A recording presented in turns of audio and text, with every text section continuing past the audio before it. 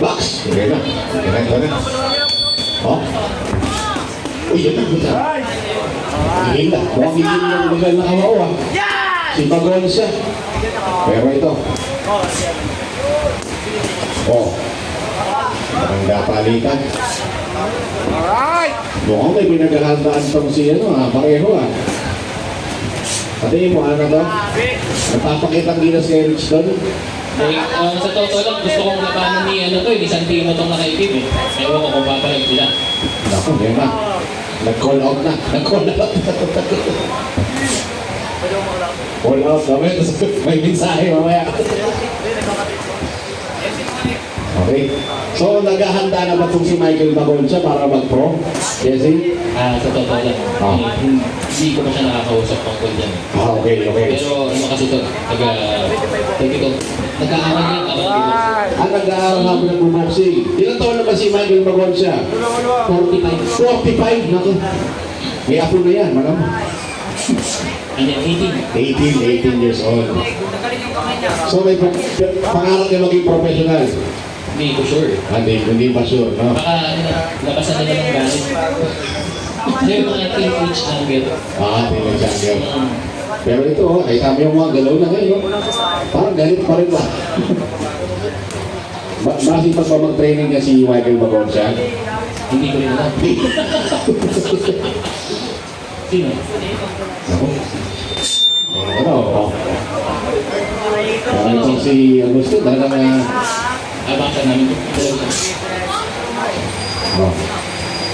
10 seconds remaining sa round. 10 seconds. Ito si Augusto, nagpapakita na inas din dito. Eto na, nagpapaulan na siya na suntok. Kasi lakas ng ulan. End of round. End of round number 1. Ay na. Ito na naman. Mahirap desisyon ng training round number 1 ha. Kaya ito, tingnan natin. Tatsaan pa. Uy, konto. What a pawis daw. Masarap ba, Brian? Yung pawis, masarap? Maalat yan. Maalat naman namis-namis.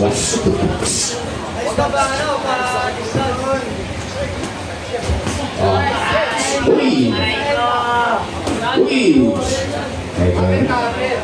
Maganda yung sabunan. Pero yung ang galing magano ba yung capoeira? Bakit saan niya? Yung martial arts na capoeira. Galing kasi sa Brazil yan, Brad. Kaya natin, gano'n ang moves niya. Pero ito, tingnan natin, wala sa action. Agresibo ito si Glocon, pero yung bigay na nangyayari, pero yun na scientific method. 1 minute remaining sa second round. 1 minute. This is our co-main event. Main event to, kaya gano'n kadetalye yung mga suntok eh.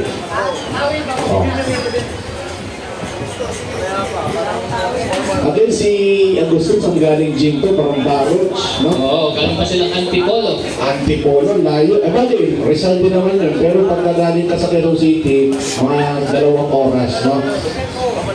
Minsan nga pag nagkagaling ako sa Fairview, papunta dito, 2 oras din. 2 oras. Kasi pataas yun eh. 30 seconds. Malamang sinadyaling nito yung paano. Yung pahinulog ng taktak. Ito natin.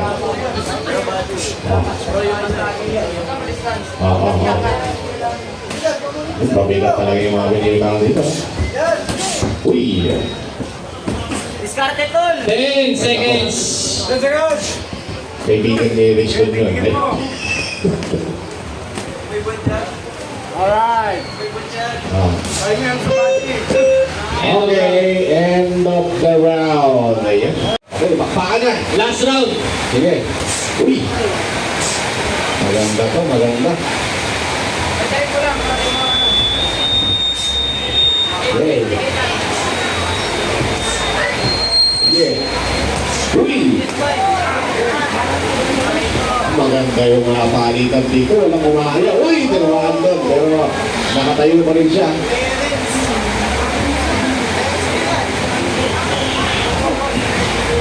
Nakarata na.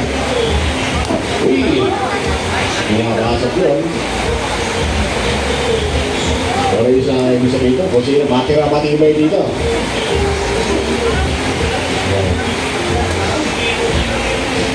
Kaya yung mga gusto lumayan ng sparring, napunta lang kayo dito sa legal na kamao. Oo. Tumatanggap kami ng sparring kahit bagyo. Yeah. Napapa-boxingan ng bagyo eh. Sparring pa kaya. Oo. 1 minute remaining sa bout.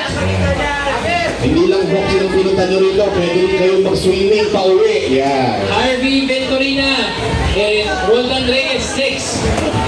Hindi lang po amateur boxing, pwede rin po kayong mag-swimming pa uwi. Yeah. Dahil yung baka mo rito, umakit po. Huwag mo naman. Egypt. Tama? 30 seconds. 30 seconds starting. Itayan nyo na lahat.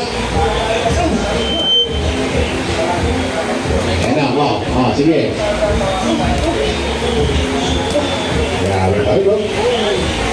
Matibay pareho yung boxer. 10. Eto na, 10 seconds yun, ha?